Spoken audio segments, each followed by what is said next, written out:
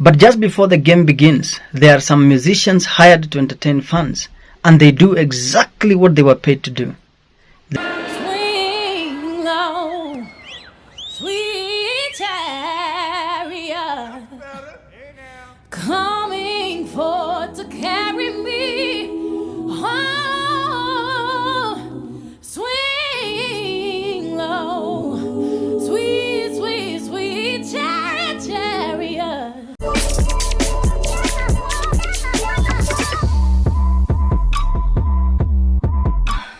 Hi everyone.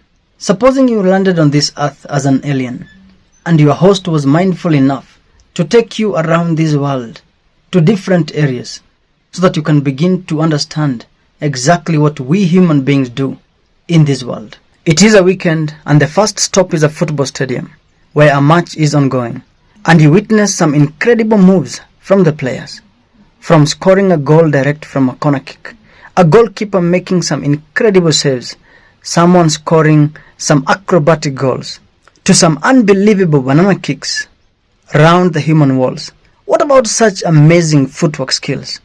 From the football pitch, your human host takes you across the streets where you witness some incredible acrobatic skills from some street acrobats. This is just a by the way because you are on your way to a museum to see some of the best pieces of art in the human history. Just outside the museum, you notice some astonishing sculptures that capture your attention so much that your host has to tap your shoulder before leading you into a basketball court. But just before the game begins, there are some musicians hired to entertain fans, and they do exactly what they were paid to do. Swing low, sweet chariot, coming forth to carry me home. Swing low, sweet, sweet, sweet chariot, chariot. There is also some exhibition of magical pieces of slam dunks whose timings and accuracy leave you agape. After about an hour, you leave the place and jump into an industrial park, where your host informs you that these individuals are manufacturing spacecrafts to explore the space beyond this world, perhaps the world where you came from as an alien. He informs you that they already landed on the moon several years ago and have recently sent Perseverance rover to explore Mars, besides having a space station orbiting the Earth up there.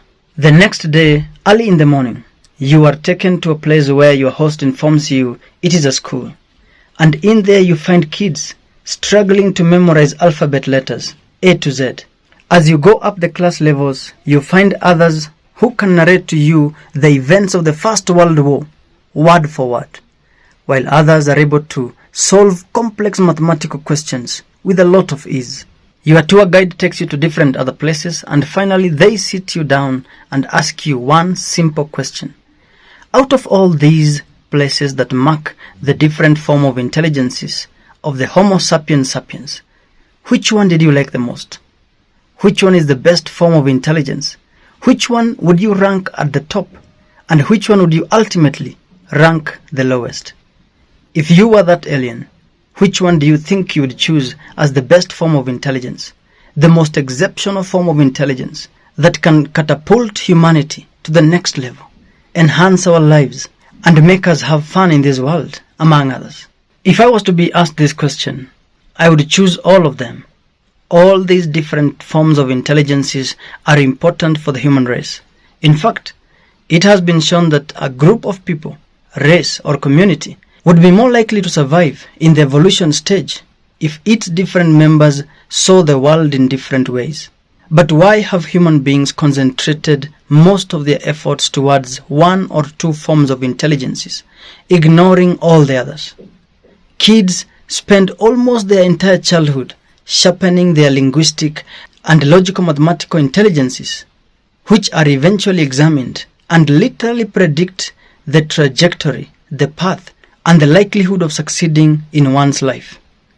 Even when the system tries to nurture other forms of intelligences, very little time is given to them, and they are labeled as co-curricular and extracurricular activities.